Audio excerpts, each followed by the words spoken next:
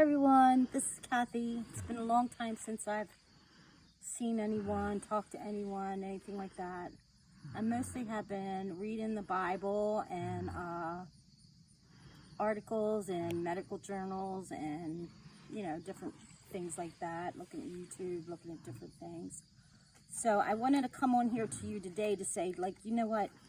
There's a difference between, let's say, the color black and white, okay? There is a difference between right and wrong.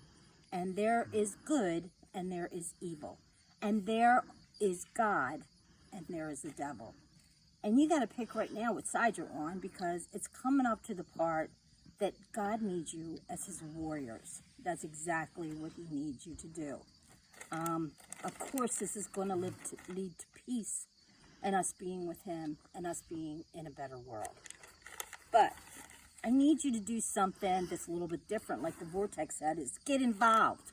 Because I kept thinking to myself, can I sign a, petition? Can I go to somebody else's thing that they, walk around with them, or, whatever, protest, whatever. But I thought to myself, what can I do all by myself? And I thought, I know, go to my priest and talk to him about what the hell is going on.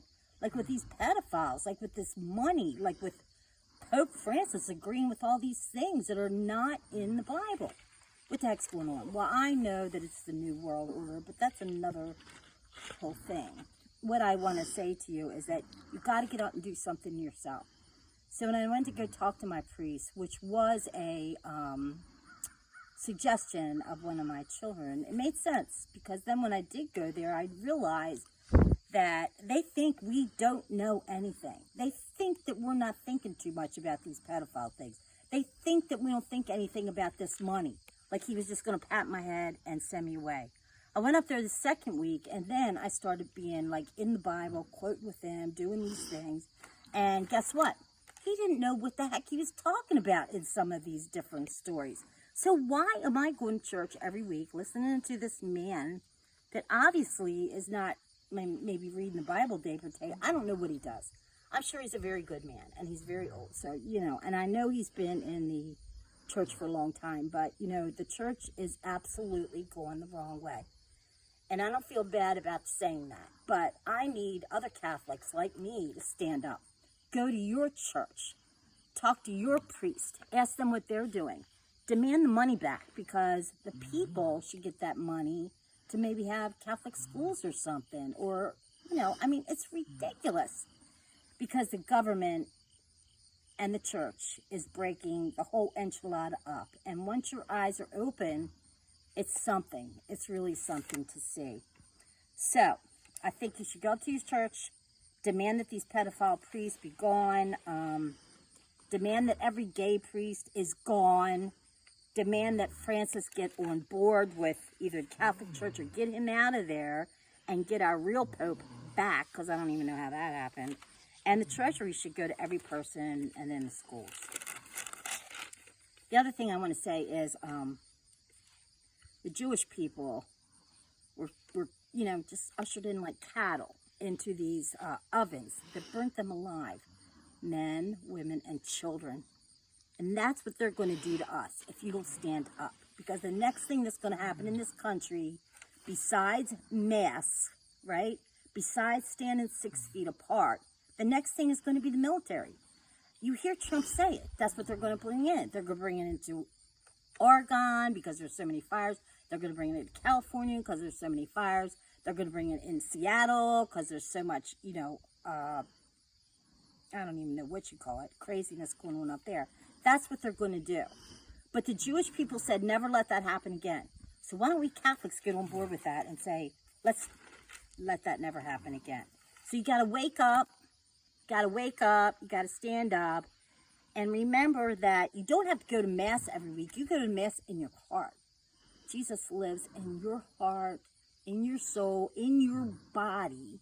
That's where he lives. If you're quiet enough, yes, you can hear him. And we are believers. I am a believer.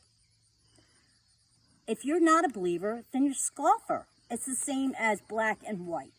You're either the good, the bad, the priest, the not, the this, the that.